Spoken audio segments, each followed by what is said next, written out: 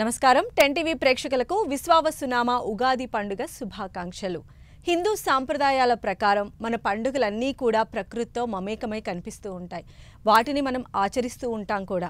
అందులో భాగంగా ప్రకృతితో మరింత మమేకమై చేసుకునేటువంటి పండుగల్లో ఒకటి ఉగాది. మనం దీన్ని తెలుగు సంవత్సరాది అని కూడా పిలుస్తూ ఉంటాం.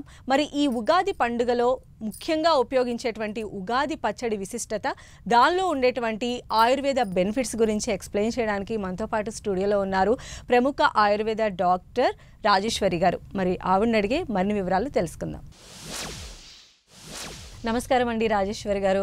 ముందుగా మీకు విశ్వావసునామ ఉగాది సంవత్సర శుభాకాంక్షలు. మీకు కూడా ఉగాది శుభాకాంక్షలు. మన ప్రేక్షకులందరికీ 10 టీవీ ప్రేక్షకులందరికీ ఉగాది శుభాకాంక్షలు. ఈ ఉగాది సందర్భంగా అందరూ మంచి ఉగాది పచ్చడి రుచి చూసి ఇష్టపడి బాగా ఎక్కువగా తింటూ మంచి ఆరోగ్యం పొందాలని అందరినీ కోరుకుందాం. అంటే మీరంటే దానిలో ఉన్నటువంటి బెనిఫిట్స్ తెలుసు కాబట్టి ఇలా చెప్తున్నారు. కానీ చిన్న నుంచి పెద్ద వరకు చాలా మంది ఒక స్పూన్ టేస్ట్ చేసేసి అయిపోయింది, తినేసాము, సాంప్రదాయాన్ని పాటించేసాము అనుకుంటూ చేదు పచ్చడి అంటారు. దాని పేరే చేదు పచ్చడి. ఉగాది పచ్చడి అంత చక్కటి ఉగాది పచ్చడికి అందరూ చేదు పచ్చడి అని బ్రాండ్ వేసేసి పక్కన పడేసారు. Okay, as a Ayurveda doctor ఏం చెప్తారు ma'am? First of all Ugadi పచ్చడిలో ఉండేటువంటి ఈ షడ్రుచుల గుణగణాలు ఏంటో మాకు ఒకసారి వివరించండి. ఉగాది పచ్చడి చాలా విశిష్టమైనది. అది రుచి కోసమే కాదు, ముఖ్యంగా ఆరోగ్యం కోసం మన పెద్దవాళ్ళు ఈ ఋతువులో ఇలాగ ఉగాది పచ్చడి తీసుకోవాలి అనేది మనకి స్పెసిఫిక్గా ఒక సాంప్రదాయ రూపంలో భారతదేశం అంతా కూడా చేసుకునేలాగా మనకి చక్కగా చెప్పారు. సో పెద్దల మాట సద్దిమూట అనేది మనం మళ్ళీ ఒకసారి గుర్తు చేసుకోవాలి. ఎందుకంటే పెద్దలు ఏది చెప్పినా మన ఆరోగ్యం కోసం వాళ్ళు చేసేది చెప్తారు, కానీ వెనకాల చాలా ఉంటుంది అనమాట. అంటే హిడెన్ సీక్రెట్స్ ఆఫ్ హిందూయిజం అని చెప్పేసి మనం అనుకోవచ్చు.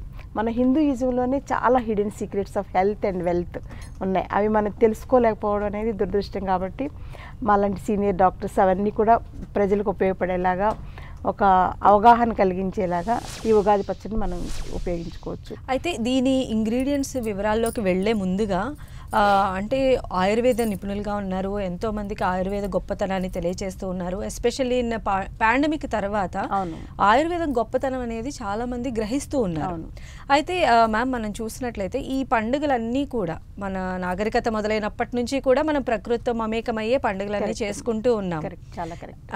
సో అయితే ప్రతిదీ కూడా ప్రకృతి నుంచి వచ్చే దాంతోనే సెలబ్రేట్ చేసుకుంటూ ఉన్నాం కదా. అయితే మనం దీనిని కొత్త సంవత్సరాది అని కూడా పిలుస్తారు. అయితే మనకి ఇంగ్లీష్ న్యూ ఇయర్ వచ్చేసి December 31st, Jan 1st చేసుకుంటాం. కానీ దాని తర్వాతే మనకి కొత్త సంవత్సరం రాకుండా ఈ మార్చ్ ఎండింగ్లోనూ ఏప్రిల్ స్టార్టింగ్లోనూ ఇలా రావటాన్ని అసలు మనం ఎలా చూడాలంటారు? దీని వెనుక ఉన్నటువంటి ఋతుచక్ర రహస్యం ఏంటండి? అంటే మన పెద్దవాళ్ళు ఏంటంటే మనకి కాలాన్ని 6 ఋతువుల కింద విభజించారమ్మ. శిశిర ఋతువు, హేమంత ఋతువు ఇలా అనమాట. సో ఇవన్నీ 6 ఋతువుల కింద విభజించారు. సో ఒక్కొక్క ఋతువుకి కూడా ఒక్కొక్క ఋతుచర్య పాటించాలని ఆయుర్వేదంలో చాలా స్పష్టంగా చెప్పారు. అంటే గ్రీష్మ ఋతువుల్లో కొన్ని రకాల ఆహారాలు తీసుకోవాలి, కొన్ని రకాల ఆహారాలు తీసుకోకూడదు. అలాగే వర్ష ఋతువుల్లో కొన్ని రకాల నియమాలు పాటించాలి, కొన్ని రకాలు వదిలేసుకోవాలన్నమాట. సో ప్రతి ఋతువులో కూడా అలా స్పెసిఫిక్గా చెప్పారు. సో ఋతువుకి మధ్యలో ఋతు సంధి అని ఉంటుంది. అంటే ఈ ఋతువులో 7 రోజులు, ఆ ఋతువులో 7 రోజులు కలిపితే ఋతు సంధి. ఇప్పుడు మనం ఋతు సంధిలో ఉన్నాం. అదేంటంటే శిశిర ఋతువు నుంచి వసంత ఋతువులోకి వెళ్తున్నాం కాబట్టి ఋతు సంధి అంటారు.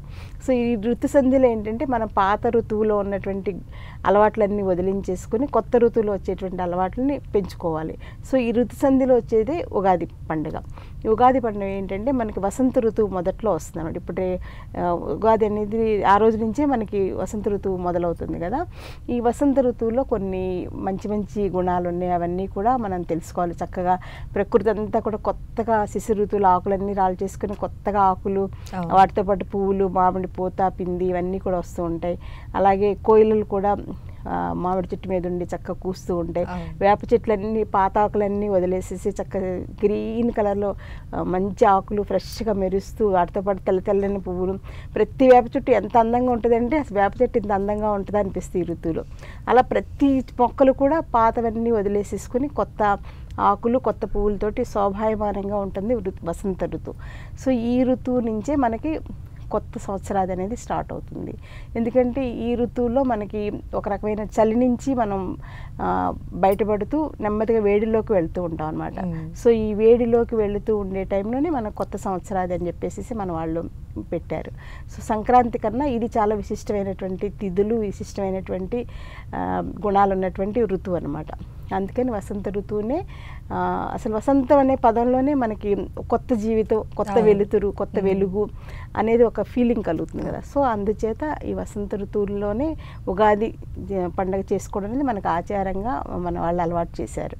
అయితే మధ్యలో మీరు చెప్పారు ఋతు సంధి అనేది ఉంటుంది, అది బ్యాలెన్స్ చేయడానికే ఇలాంటి పిండి వంటలు కానీ లేదా ఉగాది పచ్చళ్ళు కానీ ఇలాంటివన్నీ కూడా వచ్చాయనుకోవచ్చా అండి? అంటే మన ప్రకృతిలోనే మనం పుట్టాం కాబట్టి ప్రకృతిని మన పండగ రోజున మన ఇంట్లోకి తెచ్చుకుంటాం అన్నమాట. షడ్రుచుల సమ్మేళనమైన ఉగాది పచ్చడికి కావాల్సినటువంటి ఇంగ్రీడియంట్స్ అన్ని నేను మీకు ఇప్పుడు చూపించే ప్రయత్నం చేస్తున్నాను.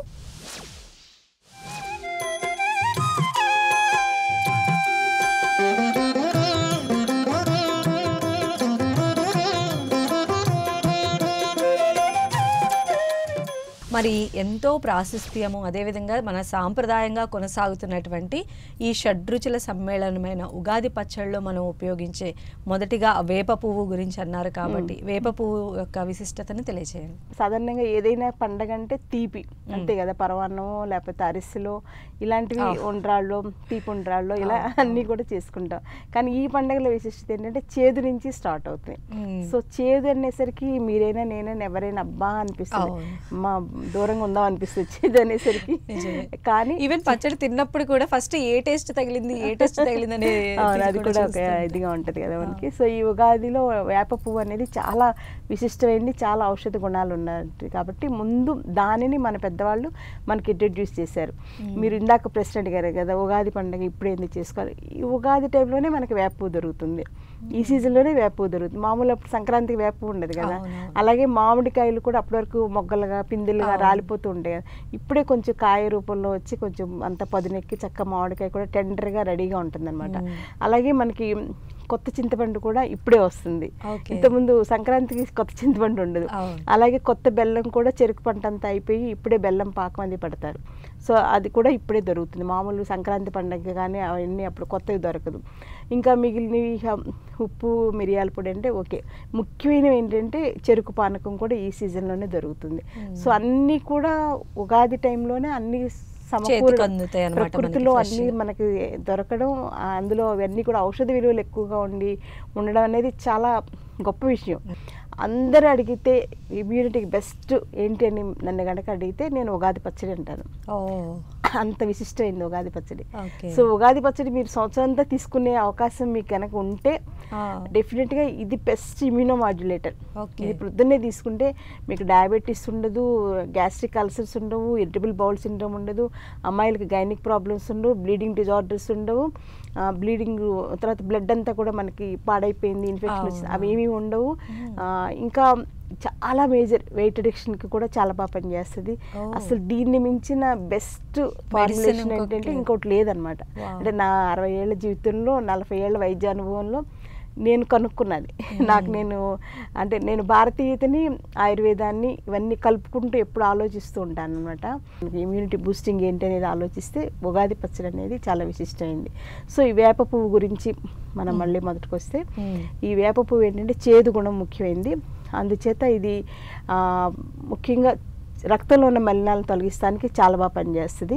తర్వాత డయాబెటీస్కి బాగా పనిచేస్తుంది, వెయిట్ రిడక్షన్కి బాగా పనికి వస్తుంది.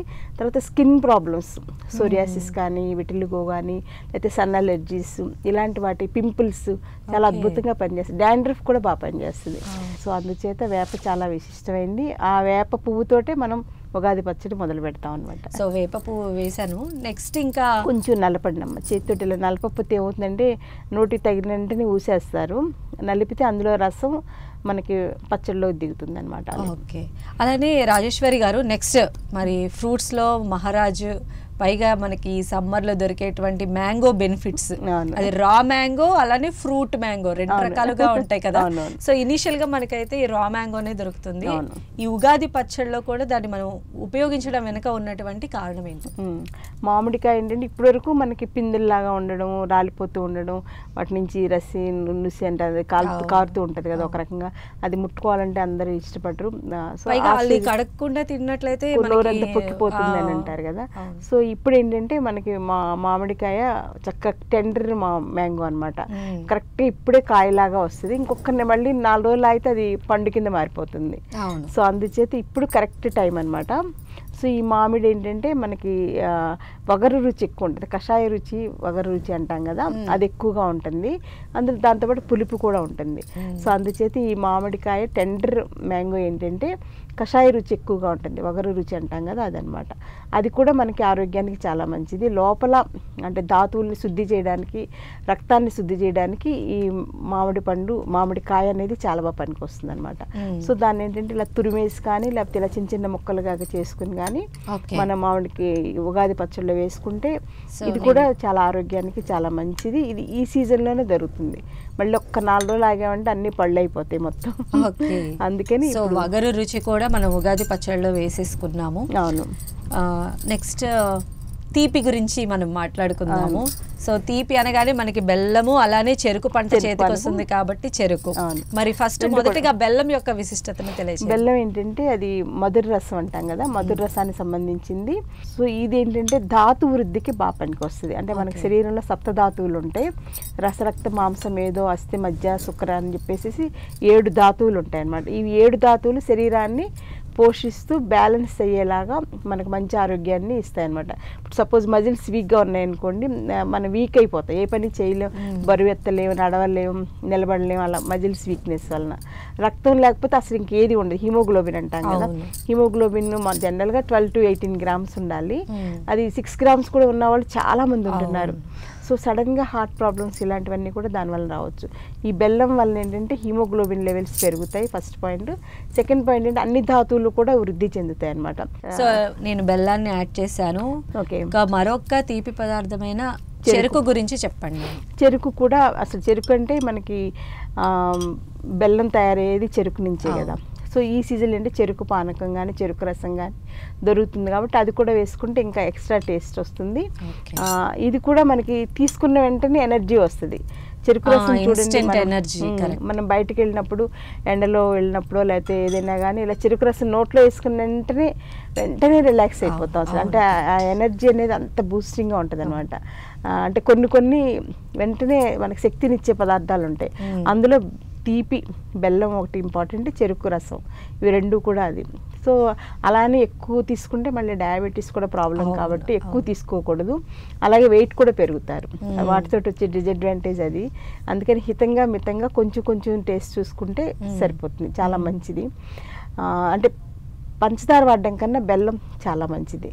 రాజేశ్వరి గారు, నెక్స్ట్ మనము ఉగాది పచ్చళ్ళలో ఉపయోగించే మరొక పదార్థం ఏంటంటే చాలా చాలా ఇంపార్టెంట్ అని నాకు అనిపిస్తుంది, చింతపండు రసం. చింతపండు, సో మీరేం చెప్తారా మరి చింతపండుకి ఆయుర్వేదంలో ఉండేటువంటి ప్రాముఖ్యత ఏంటి?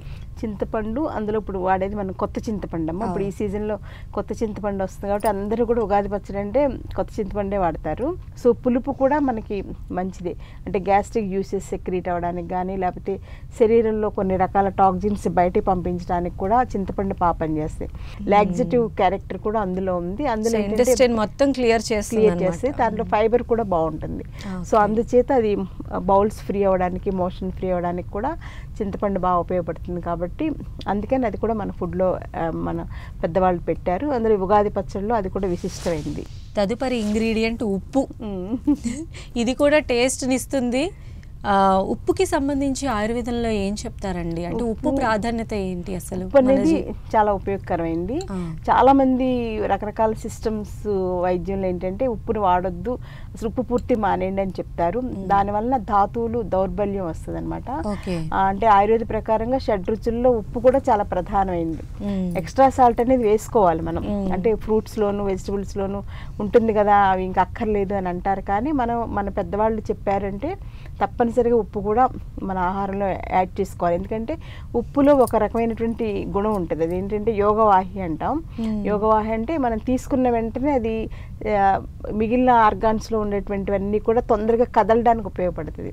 అంటే అది డైజెస్ట్ అయ్యి మనకి ఉపయోగపడాలన్నా, రక్తం కింద మారాలన్నా దానికి ఉపయోగపడుతుంది. అలాగే బయటికి పంపించాలన్నా కూడా ఉప్పు చాలా అవసరం. అలాగే మన రక్తంలో కూడా సాల్ట్ లెవెల్స్ పడిపోవడం వల్ల డీహైడ్రేషన్ వస్తుంది కదా. మోషన్స్ అయినప్పుడు గమనించండి మీరు, వాంతులు ఎక్కువైనా విరేచనాలు ఎక్కువైనా కానీ డీహైడ్రేషన్ వచ్చినప్పుడు మనకి పంచదార ఉప్పు కలిపి తాగిస్తారు. సో ఎందుకంటే మన ధాతువులకి అది అవసరం అనమాట. అర్జెంటుగా ప్రాణం నిలబడాలంటే ఉప్పు చాలా అవసరం. అందుకని కెమికల్ బేస్డ్ ఉప్పు కాకుండా ఇప్పుడు బయట సింథటిక్ ఉప్పు దొరుకుతుంది, అది కాకుండా సముద్రంలో అంటే మనం చిన్నప్పుడు కళ్ళుప్పు అని ఇళ్ళమ్మటి తిరుగుతూ అమ్ముతుంటారు కదా, అది కానీ లేకపోతే సైంధవలవణం కానీ బెస్ట్ అనమాట. ఇందులో కూడా కొంచెమే వేస్తాం కదా మనం, ఊరికి ఎక్కువ జస్ట్ టేస్ట్ కోసము, బట్ అది ఆరోగ్య విధంగా తప్పనిసరిగా వేసుకోవాలి. మన రోజు కూడా ఆహారంలో ఉప్పు పరిమిత మోతాదులో తప్పనిసరిగా తీసుకోవాలి, ఎక్కువ తినకూడదు, కొంచెం తీసుకోవచ్చు. అలానే రాజేశ్వరి గారు, నెక్స్ట్ అంటే కొన్ని ప్రాంతాలలో కారం వేస్తారు, కొన్ని ప్రాంతాల్లో మనం మిరియాల పొడి కూడా వాడతాము. అంటే కారం యొక్క విశిష్టత ఏంటండి? కారం అంటే మనకి కట్టురసం అంటే కారం అనమాట. కానీ ఒక ఆయుర్వేదిక్ డాక్టర్ ఏంటంటే దానికన్నా కూడా మిరియాల చూర్ణం చాలా మంచిది. ఇక్కడ మిరియాలు చాలా మంచిది ఆరోగ్యానికి. మిరియాలు త్రికటకాల్లో మిరియాలు ఒకటి అనమాట. అందులో ఏంటంటే చాలా మనకి వెయిట్ రిడక్షన్కి బాగా పనికి వస్తుంది మిరియాల చూర్ణం వాడడం వల్ల. అలాగే డయాబెటీస్కి చాలా మంచిది. తర్వాత ఫ్లమ్ పోవడానికి ముఖ్యంగా ఏంటంటే ఈ సీజన్లో కఫం ఎక్కువగా ఉంటుంది ప్రతి ఒక్కళ్ళకి. శీతాకాలం అంతా కూడా, హేమంత ఋతువులో, శిశిర ఋతువులో మన శరీరం అంతా కూడా చలికి లోపలంతా కూడా ఫ్లమ్ శ్లేష్మం ఫామ్ అయిపోయి అది అలా ఉండిపోద్ది. దానివల్ల ఈ సీజన్లో అందరికీ టాన్సిలైటిస్ కానీ, సైనజైటిస్ కానీ, బ్రాంకైటిస్ కానీ, ఆస్మా కానీ ఇలా అన్ని ప్రాబ్లమ్స్ ఎక్కువగా ఉంటాయి. అది సీజనల్గా అందరికీ వచ్చేటువంటి ప్రాబ్లం. ఎక్కువ సఫర్ అయ్యే వాళ్ళు ఎక్కువగా పీరియాడికల్గా ప్రతి నెలకి 2-3 సార్లు రావడం ఇలా చూస్తూ ఉంటాం కదా. పిల్లల్లో కూడా ఇదంతా ఫ్లమ్ పట్టేసి ఉబ్బసం, దగ్గు, ఆయాసం ఇవన్నీ చూస్తున్నాం. సో ఈ సీజన్లో ఆ ఫ్లమ్ అంతా కూడా బయటికి పోవడానికి మిరియాలు అద్భుతమైందనమాట. సో అందుచేత మిరియాలు కూడా తప్పనిసరిగా వాడుకోవాలి. అయితే ఖచ్చితంగా ఉగాది పచ్చట్లో ఇక నుంచి మిరియాల కారం ప్లేస్ లో మిరియాల పొడి వాడుకోవడం మంచి. ఇంకొంచెం ఎక్కువ వేయచ్చు, ఇంకొంచెం. ఓకే. సో మిరియాల వల్ల మనం వాడుకోవడం వల్ల డయాబెటీస్కి మంచిది, ఒబెసిటీ వెయిట్ రిడక్షన్కి మంచిది. తర్వాత ఇందాక అనుకున్నట్టుగా ఈ ఫ్లమ్ ఇవన్నీ తగ్గడానికి బాగా పనికొస్తుంది. అందుకే మన పాత రోజుల్లో కొంచెం రంప చేసిన వెంటనే ఇంట్లో బామ్మ వాళ్ళు ఉంటారు కదా, మిరియాల కషాయం తాగేరా, కాస్త పాలు మిరియాల కషాయం చేసుకుని తాగరా అని చెప్తుంటారు కదా. అది అప్పుడే మనం మొదలు పెట్టేస్తే అది పెరిగిపోయి ఆస్మా కింద కానీ ఇలా ప్రాబ్లమ్స్ పెరగకుండా అప్పట్లోనే జ్వరం రాకుండా పనికి వస్తుంది అనమాట. లేకపోతే కొన్నాళ్ళకి ఏంటంటే జ్వరం వచ్చేసేసి ఆస్మా కింద వచ్చేసి న్యూమోనియా కింద వచ్చి ప్రాబ్లం ఉధృతం అయిపోతుంది అనమాట. అందుకని ముందుగానే మనం పాలు కొంచెం రంప చేసిన వెంటనే పాలు మిరియాలు కానీ, లేకపోతే తులసాకులు మిరియాల కషాయం కానీ ఇలాంటివి ఏమన్నా తాగేస్తే వెంటనే ఆ ఫ్లమ్ అంతా కూడా కట్ అయిపోయి బయటకు వచ్చేస్తుంది అనమాట. సో ఆయుర్వేదం ఏంటంటే మలినాలని లోపల ఉంచుకోకుండా బయటికి పంపించేయడం వలన వ్యాధులు తగ్గిపోతే, వ్యాధులు రాకుండానే ఉంటుంది, వ్యాధి తీవ్రత కూడా తగ్గుతుంది. తర్వాత ఉపద్రవంగా కొన్ని పెద్ద వ్యాధులు అంటే ఇప్పుడు డయాబెటీస్ కానీ, ఆటోఇమ్యూన్ డిజార్డర్స్ కానీ, లేకపోతే సోరియాసిస్ కానీ, క్యాన్సర్ కానీ ఇవన్నీ ఏంటంటే మనలో ఈ టాక్సిన్స్ కలెక్ట్ అయిపోయి మలినాలు తీవ్రత పెరిగిన కొద్దీ మనకి పెద్ద వ్యాధుల్లోకి వెళ్తున్నాం. సో మన వాళ్ళు ఏంటంటే ప్రతి సీజన్లోనూ ఒక పండగ పేరు చెప్పేసి ఆ మలినాలన్నీ బయటికి వెళ్ళిపోయేలాగా చాలా చక్కగా మంచి ఫార్ములేషన్స్ ఇచ్చారు. సో నాకు తెలిసి ఉగాది పచ్చడి అనేది బెస్ట్ ఫార్ములేషన్ అనమాట. ఆరోగ్యానికి మంచి ఫార్ములేషన్. అందులో సంవత్సరాది రోజున ప్రారంభంలోనే ఇంత మంచి ఆహారం తీసుకుంటున్నామంటే ఇంకా దానికి తిరుగులేదు. అందుకే మనకు కూడా పెద్దవాళ్ళు షడ్రసోపేతమైన ఆహారం అంటారు. ఎక్కడికైనా పెళ్ళిళ్ళ భోజనాలకు వెళ్తే షడ్రసోపేతమైన ఆహారం పెట్టారు, చాలా బాగుంది, మంచి భోజనం పెట్టారంటాం కదా, అన్నదాత సుఖీ భవ అంటాం. సో అంటే అంత విశిష్టత ఉంది మనకి, ఆహారానికి తృప్తిగా తినడానికి కూడా అంత విశిష్టత ఉంది. కాబట్టి షడ్రుచులు ఉన్నటువంటి ఆహారం ఏంటి అనేది ఆలోచిస్తే ఉగాది పచ్చడి నెంబర్ 1. నెంబర్ 2 ఏంటంటే చాలా మందికి తెలియని విషయం ఉసిరికాయ. ఉసిరికాయలు 5 రుచులు ఉంటాయి. ఓకే. ఒక్క ఉప్పు తెప్పించి అన్నీ ఉంటాయి. కొంచెం ఉప్పు చల్లేసామంటే ఉసిరికాయలో అన్ని రుచులు 6 రుచులు ఉంటాయి. సో పొద్దున్నే లేచిన వెంటనే ఒక ఉసిరికాయ నోట్లో వేసుకుని చప్పరించామంటే మనకి 6 రుచులతో కొన్ని ఆహారం తినడం అనేది జరిగిపోతుంది. అంటే నిజంగా మీరు చెప్పిన తర్వాత ఉగాది పచ్చడికి ఒకప్పుడు ఉండేటువంటి పర్సెప్షన్ ఖచ్చితంగా కూడా మారుతుందని మేము కూడా ఆశిస్తున్నాం రాజేశ్వరి గారు. ఖచ్చితంగా ప్రతి ఒక్కరు కూడా ఉగాది పచ్చడిని ఆస్వాదించుకుంటూ ఎంతో ప్రేమతో తింటారని చెప్పి ఇష్టంగా తింటే చాలా మంచిది. నమ్మకంతో తింటే ఆరోగ్యం బాగుపడుతుంది. సో మరి మీరు చెప్పినటువంటి అన్ని ఔషధ గుణాలు ఉన్నటువంటి ఉగాది పచ్చడి అరటిపండు కూడా కలిపితేనమ్మా అది కూడా కొంచెం జస్ట్ పేస్ట్ లాగా చేసేసి కలిపితే అదేంటంటే ఒక ఫ్రూట్ సలాడ్ తింటున్న ఫీలింగ్ వస్తుంది. అంటే పిల్లలకి ఏంటంటే కొంచెం ఇలా కొంచెం ఎక్స్ట్రా టేస్ట్ కోసం ఇలా పండిన అరటిపండు అయితే ఇంకా మెత్తగా ఊరికి ఇలా అంటే మెత్తగా అయిపోతుంది. ఇంకా నేనైతే కొంచెం అందులో తేనె కూడా కలుపుతాను. ఓకే. సో అప్పుడు ఇంకా టేస్ట్ బాగుంటుంది. తేనె వల్ల కూడా వెయిట్ రిడక్షన్కి మంచిది. కఫ్ అంతా బాగా కట్ అయిపోతుంది కదా, బయటకు వచ్చేస్తుంది అని చెప్పేసి తేనె కూడా కలుపుతాం అనమాట. డెఫినెట్ గా అంటే ఉగాది రోజు మాత్రమే కాదు, మనం దీన్ని రెగ్యులర్ గా తీసుకున్నా కూడా చేదు పచ్చడి అనే పేరు పోయి దానికి హెల్దీ పచ్చడి అనే పేరు వస్తుంది. ఖచ్చితంగా ఈ ప్రోగ్రామ్ తర్వాత అయితే వస్తుంది రాజేశ్వరి గారు, అదైతే నేను నమ్ముతున్నాను. మరి ఒకసారి నేను చేశాను, మీ అంత బాగా చేశాను లేదు నాకు తెలియదు. యాజ్ ఎ డాక్టర్ మీరు ధైర్యంగా తినొచ్చని అనుకుంటున్నాను. టేస్ట్ చూడండి, అంటే అన్నీ రావాలి యాక్చువల్గా. ఇందులో వేప కూడా వచ్చేలా నేను ముందే కేర్ తీసుకున్నాను అనమాట. అవును, చాలా బాగుందమ్మా. మీకు తీపి తగిలిందా? తీపిగా పుల్లపుల్లగా ఉంది, అందుకే ముందు తీపి అన్నాను. ఇన్ని హెల్త్ బెనిఫిట్స్ ఉన్న ఉగాది పచ్చడి నేను కూడా టేస్ట్ చేస్తాను.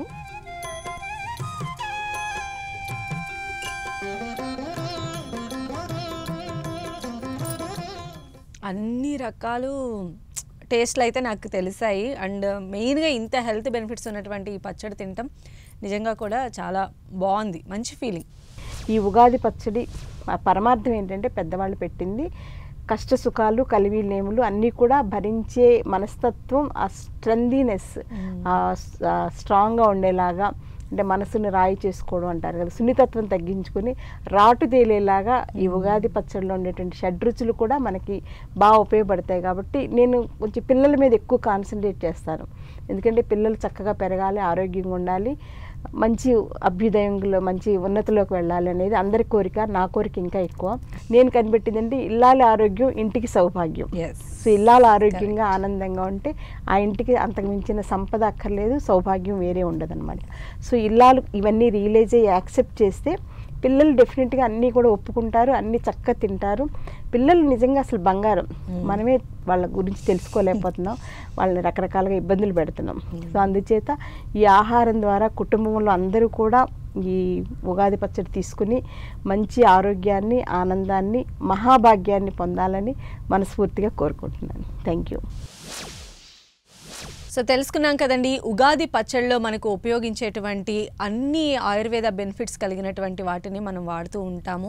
సో ఖచ్చితంగా ప్రతి ఒక్కరు ఈ బెనిఫిట్స్ తెలుసుకున్న తర్వాత ఉగాది పచ్చడిని ఎంతో ఇష్టంగా తినాలని చెప్పి ఆయుర్వేద డాక్టర్ రాజేశ్వరి గారు కూడా చెప్తూ ఉన్నారు. ఇది వాటి ప్రత్యేక కార్యక్రమం. చూస్తూనే ఉండండి 10 TV.